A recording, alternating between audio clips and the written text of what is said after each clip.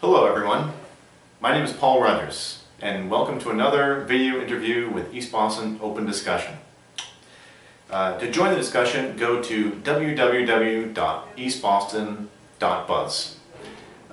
Today we're here with East Boston's new state rep, Adrian Madaro, who is now celebrating actually a mini milestone of sorts in his career here in his first term as state rep, his first 100 days of being in office.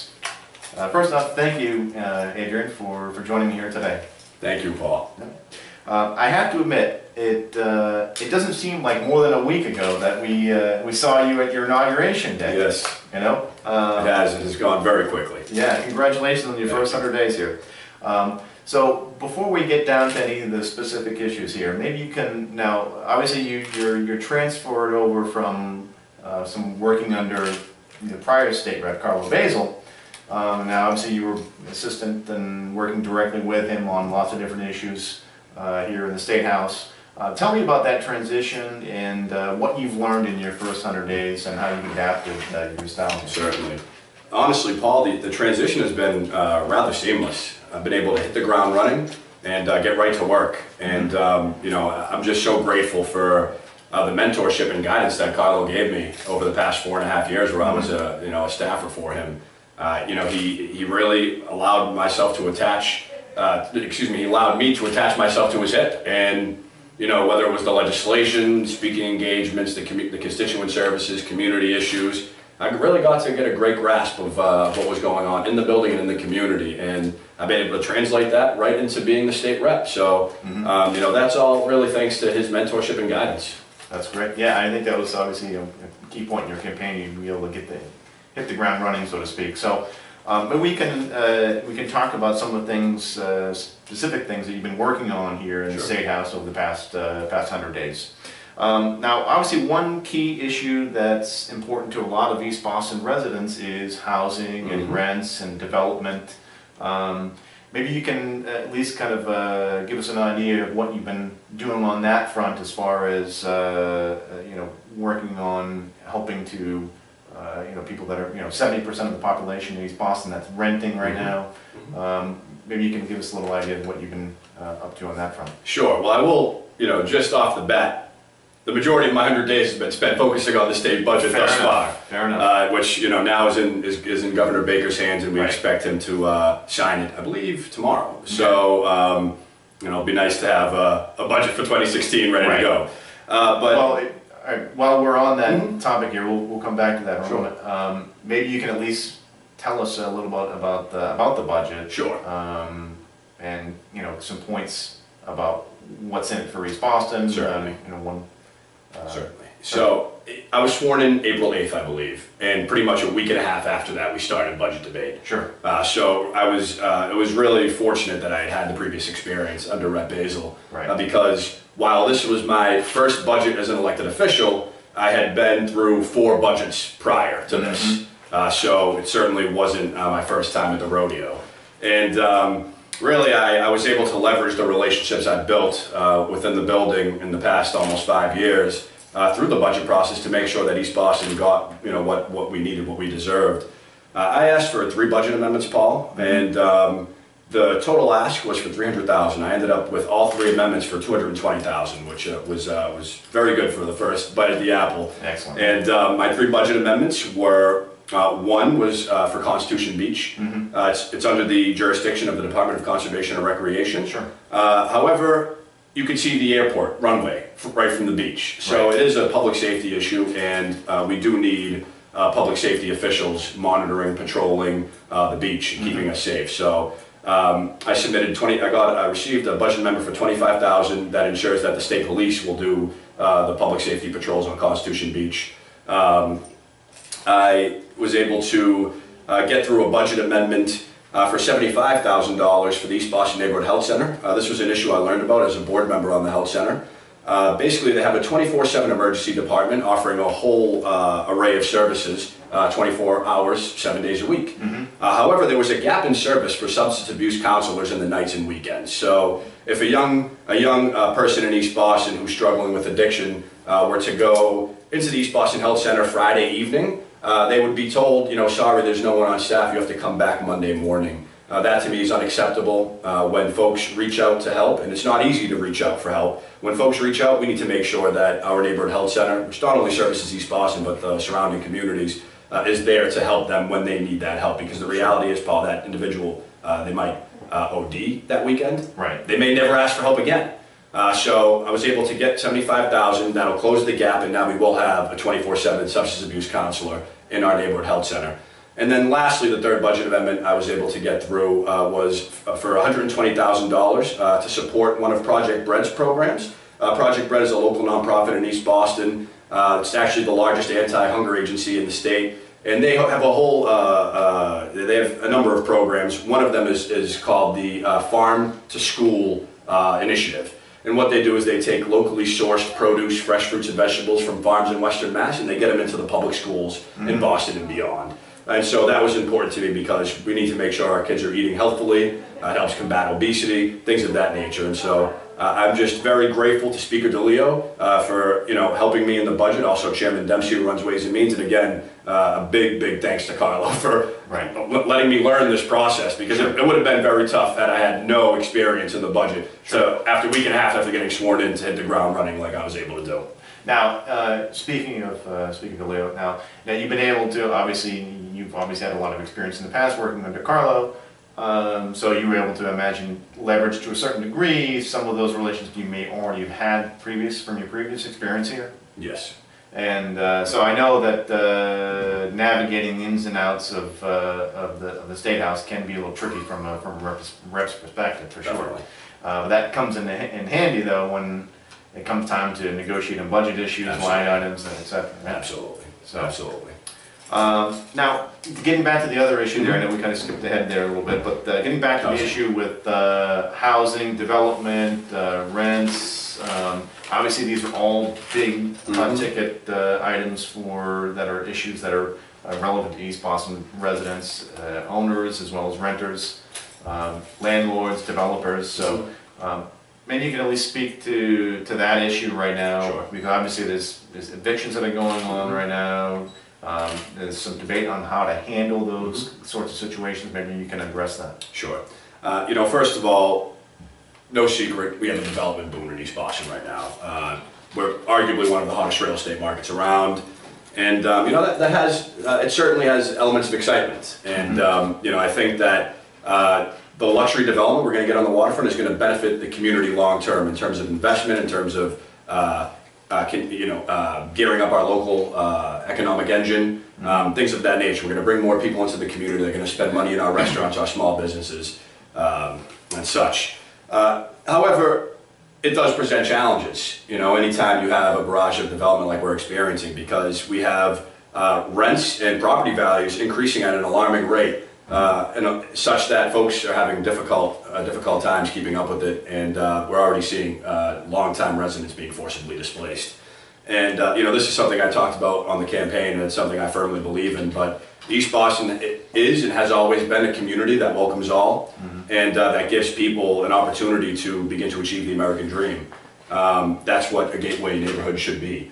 And we need to make sure that we don't lose that identity, that character. So we need to balance the luxury development. It's all about balance. And we need to make sure that while we support the nice development that's going on, because we do want a vibrant waterfront, we also need to make sure that we're supporting organizations like the Neighborhood Affordable Housing, the East Boston Community Development Corporation, places that build affordable housing for low to moderate income folks, so that whether it's a senior who's a longtime resident, born and raised here, raised his or her family here, or it's a recent immigrant from Morocco, from El Salvador, from Colombia, who comes here to be with their social support system, their social network. Everyone should have the opportunity to stay in the place they call home, and that's what we need to work on. On that front, are you in support of increasing the amount of available affordable housing for various projects? Currently, 15%. Would you be in favor of that sort of a proposal?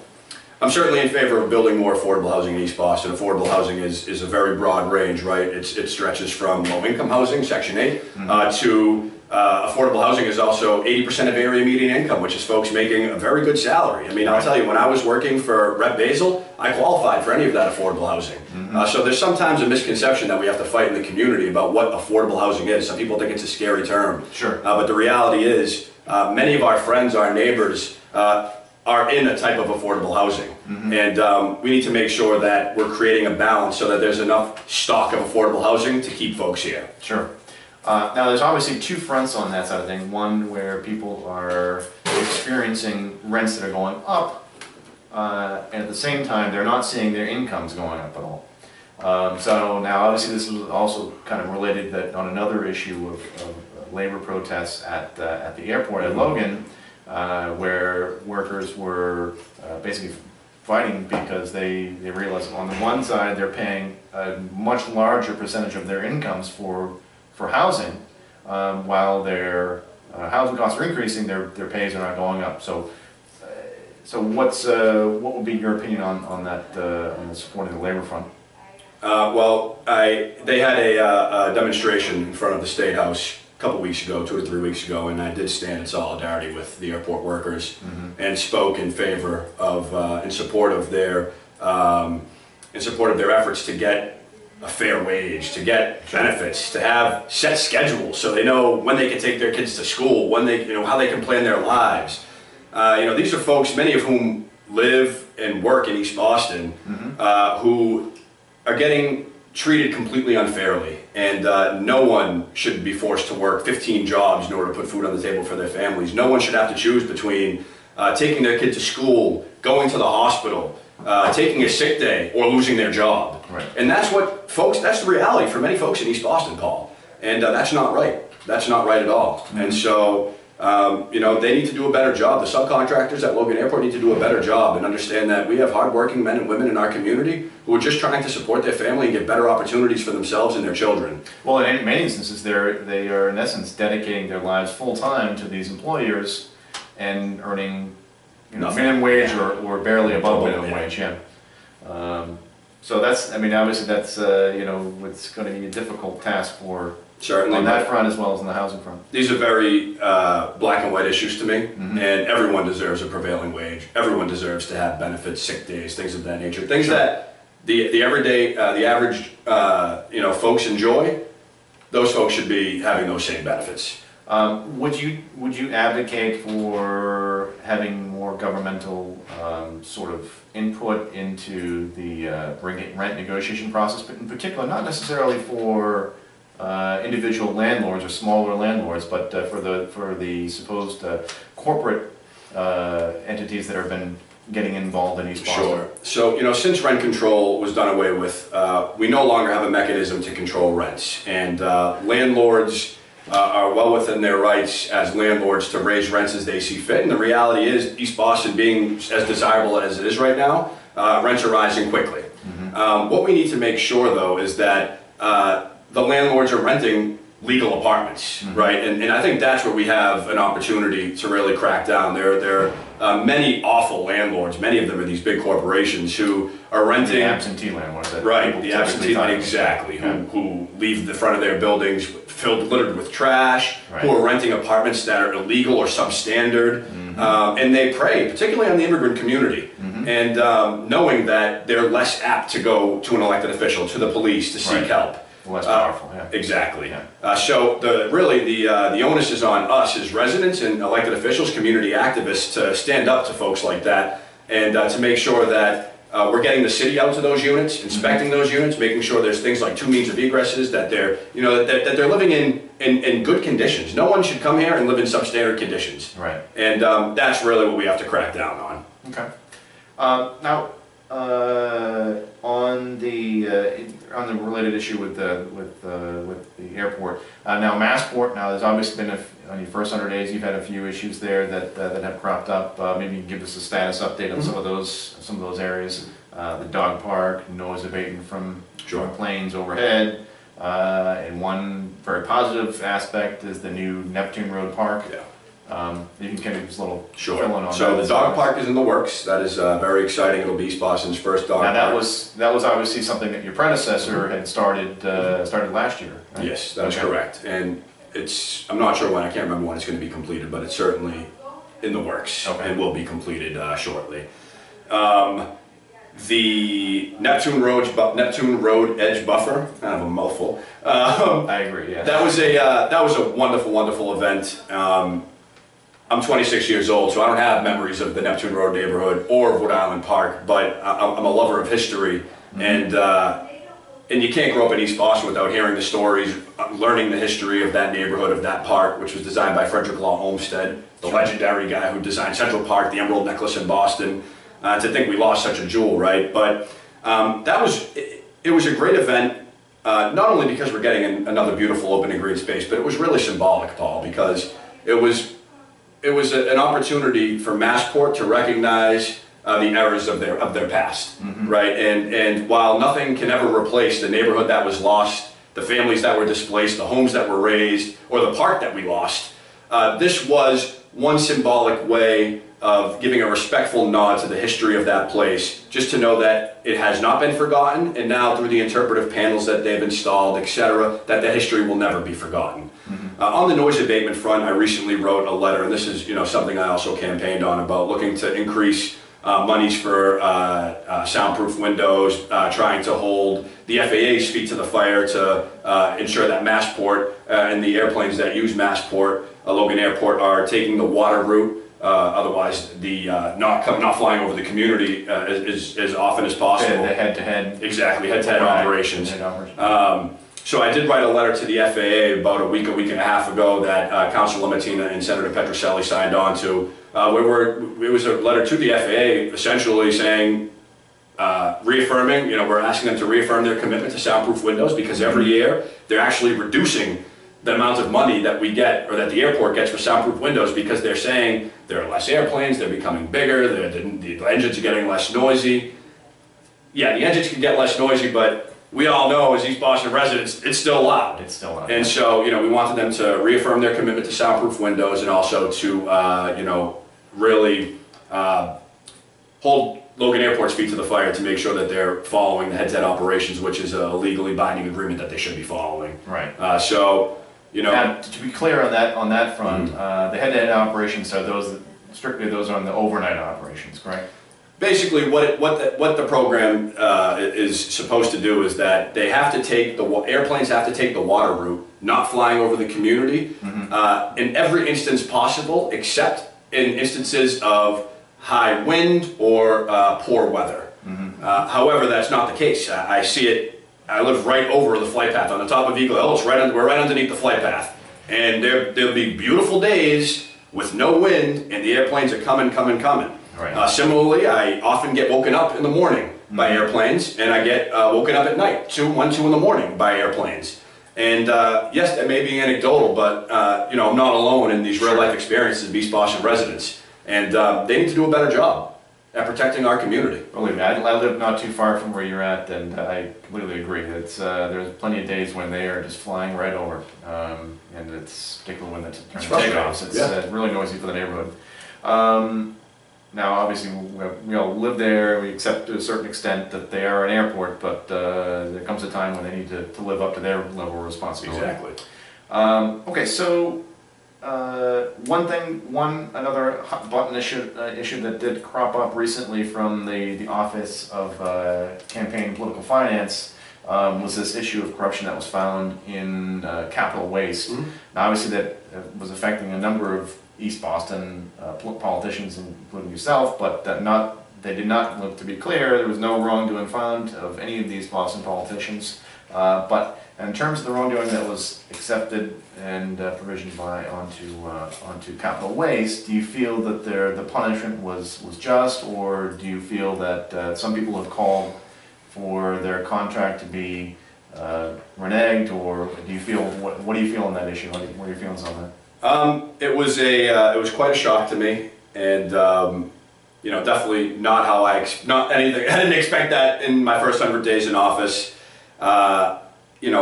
Like the Office of Campaign and Political Finance stated in their deposition, none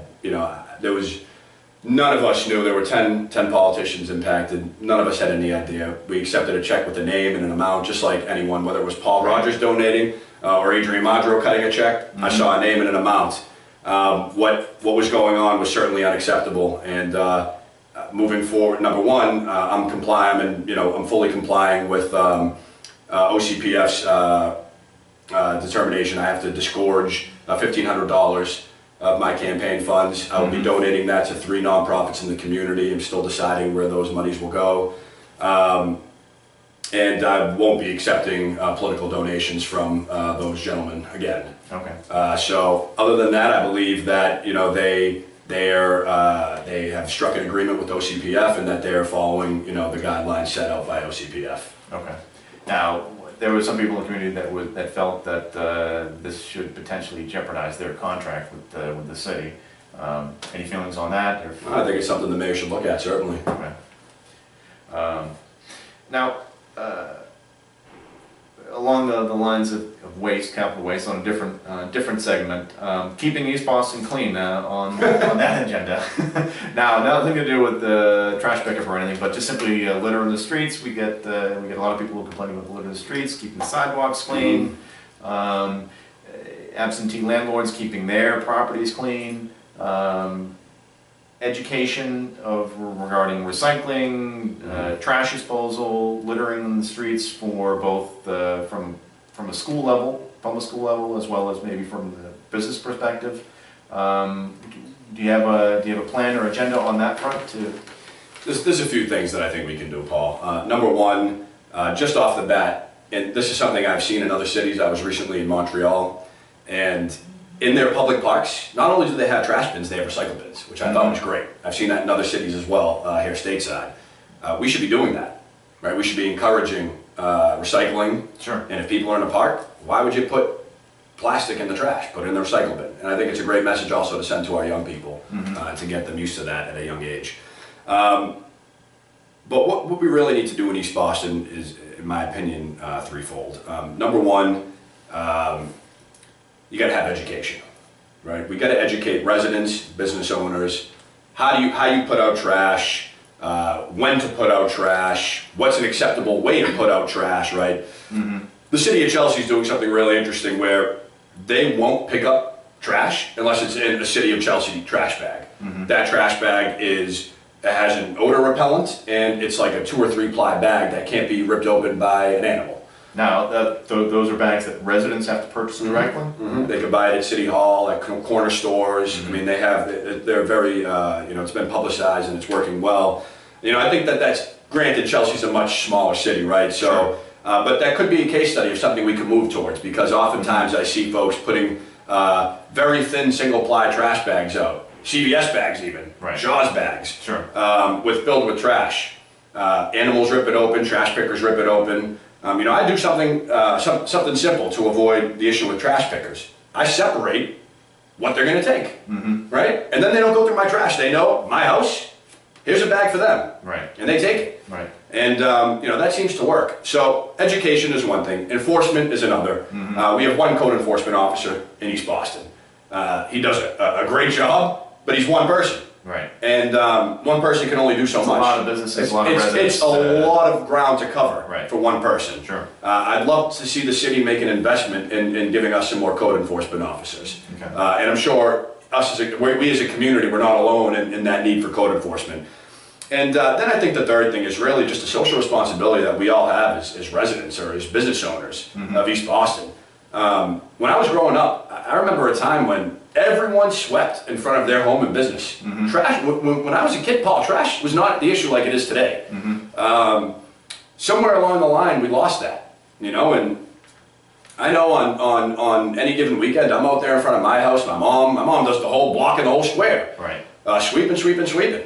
And if we had more folks who just took responsibility of their own property, their own storefront, you'd be amazed at how much cleaner our community would be. Yeah. That may be a good issue to bring up with the chamber or East Boston Main Streets to help out and get the business community better involved. Absolutely, as well. Right, and other than that, I'm so supportive. Anytime a neighborhood, a civic association, a group of residents wants to do community cleanups. Jeffrey's Point recently had one at Brophy Park. Eagle Hill had one for a little neighborhood at Eagle Hill. I was witness. You were there, yeah. We were working side by side. Those things are so important, not only to keep the community clean, but it's great community building. What a great way to meet your neighbors, make new friends, and it has the added benefit of beautifying the community. Sure, yeah, absolutely. On that, kind of that's segueing from that into community integration, which I know that was one of the key points of your campaign during your campaign prior to the election. Better integrating the community as far as the immigrant community, the younger professional community that's in East Boston now, and the people that have been here for a long time, the working class community. So what have you been doing? What are you up to on that front of certainly your? I am actually in the process of working on East Boston's first ever multicultural celebration. I think it's really due time for us to have something to that effect.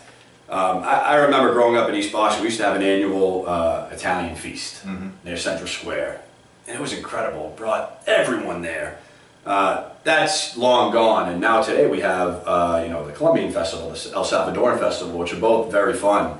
However, I think that there's a missing gap where we should all be celebrating being East Bostonians, right? While also celebrating the fact that we come from different cultures, have different experiences, and that's one of the things that makes East Boston so special, so amazing. Sure. And so the whole concept behind this multicultural celebration is that we have representatives of the different cultures, ethnicities, what have you, in the community, and we celebrate that heritage, whether it's through food, music, dancing, and you have the El Salvadorans doing something, the Colombians, the Italians. You get KO pies, get a little Australian in there, right? But really, you get Mohammed from Mihawk down on stuff, right? Get him involved. Get the Moroccan community involved, and really celebrate where we come from, but also the fact that we're all East Bostonians, and that's what makes our community so unique. And that's one thing I'm working towards. We have our first planning meeting coming up next week at some point. I'd love for you to be involved, but it's going to be really exciting, and I expect that we're going to get this ready to go in the fall. Excellent. That's great. That's great news. Yeah, it'll be fun. And I hope to make this an annual thing.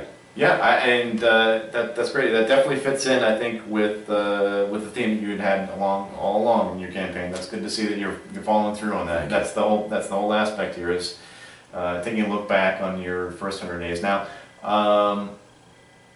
what's ahead for Representative Madaro? Well, certainly the next 100 days or the coming months ahead, however you want to look at it. So what do we have to look forward to? Well, another thing I brought up during the campaign was a senior center for East Boston residents. That is something that I'm happy to say is as we've started the process. We have a working group of folks. We've had 2 meetings already. At this point, we're working towards formalizing that entity as a nonprofit, likely the Friends of the East Boston Senior Center. We're looking at the Orient Heights Branch Library as a site, although that's not definitive yet.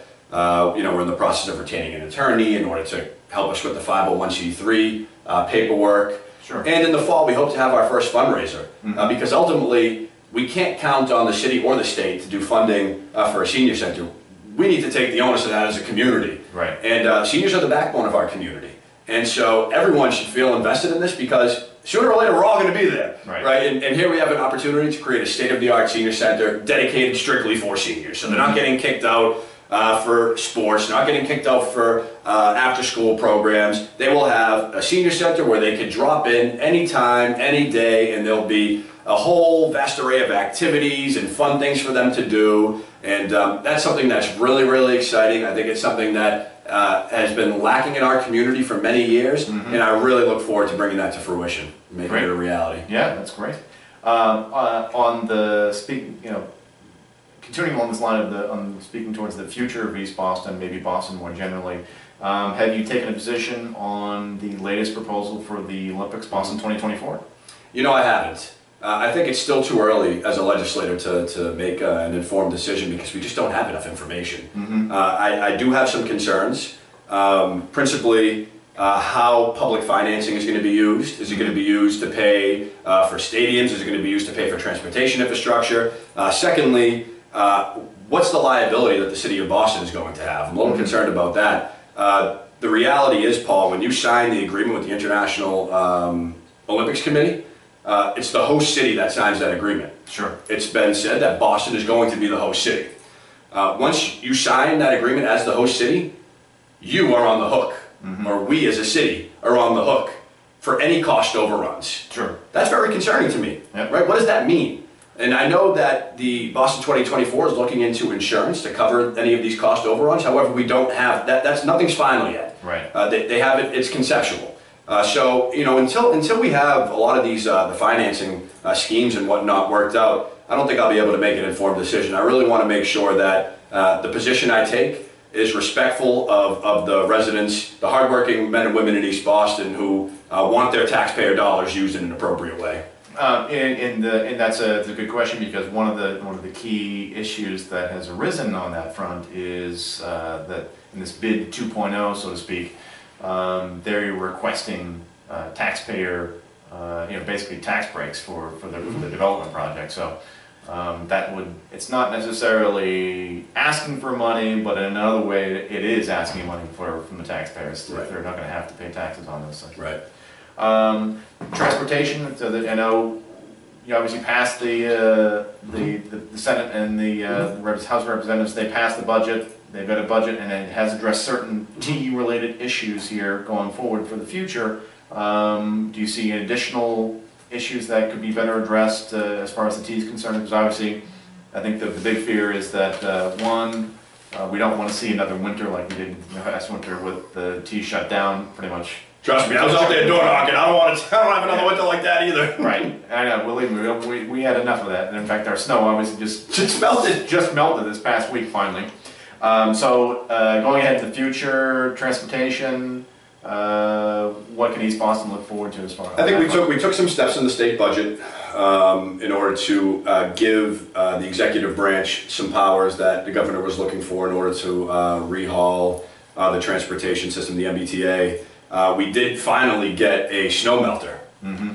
Crazy that Boston or Massachusetts didn't have one before, right? So you know, I think we have taken certain steps to start to modernize and to get what we need to ensure that what we don't experience another winter like that, where the transportation system was crippled, and it really impacted residents in our community, because many of these folks rely on public transportation to get to jobs. Sure. Right, and for many of our neighbors, if they don't get to work, they could get fired. Right.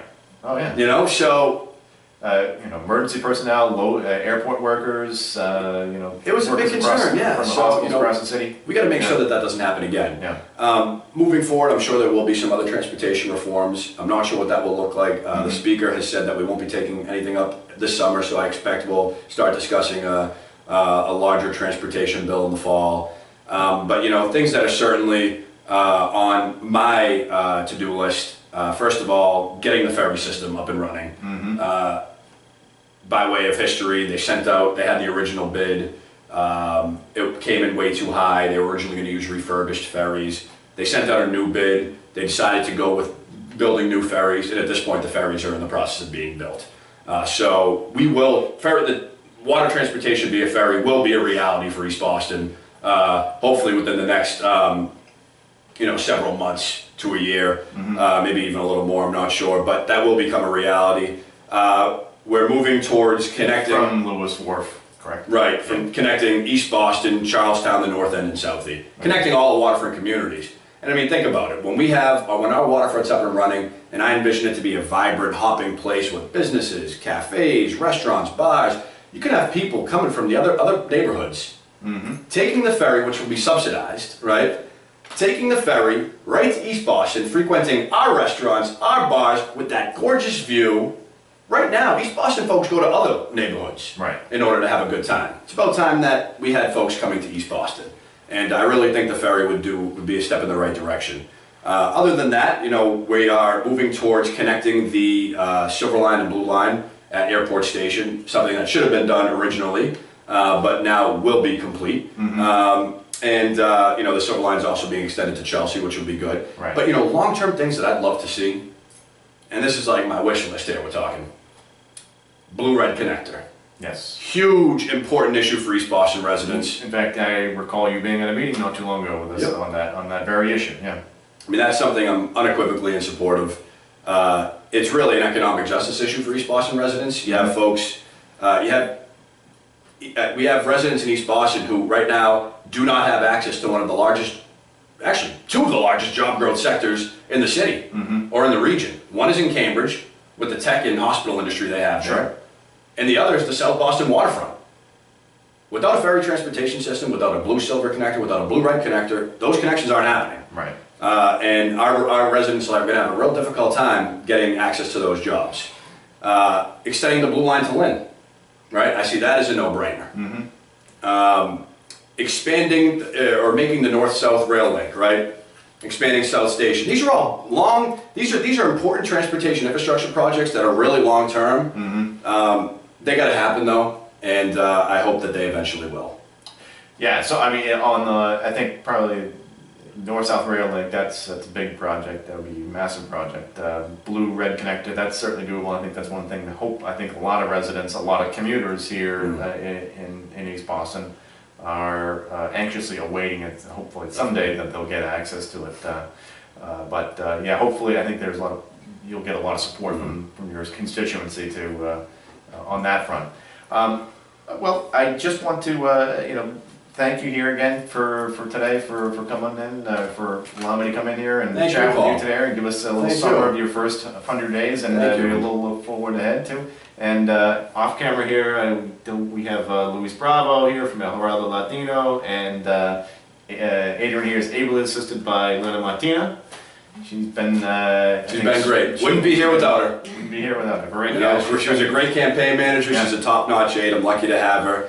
And I'm just so grateful to have this opportunity, and every day I wake up and I'm so excited to go to work, and I look forward to the next 100 days. And one thing that's important to note that we didn't touch on, get ready for the East Boston Greenway to be finished, because that's another really exciting. We took a big step just the other day where the city is now starting to clear the brush. They have a contractor, and I hope by the fall that will be a reality. And so what a special thing that residents from Orion Heights will be able to hop on the Greenway via bicycle, walking, whatever, and go all the way down to Pierce Park. Yeah.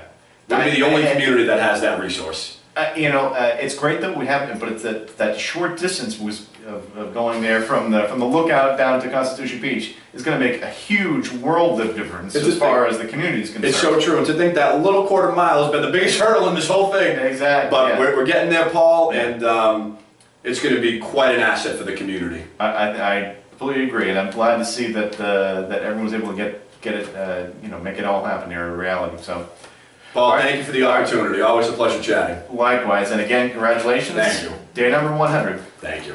Thank you. My name is Paul Rogers, here with Representative Adrian Madaro from East Boston, and this has been another video interview with East Boston Open Discussion. Again, thank you to my colleague here, Luis Bravo, behind the camera, and from El Dorado Latino. Again, thank you for watching. Good day. Thank you.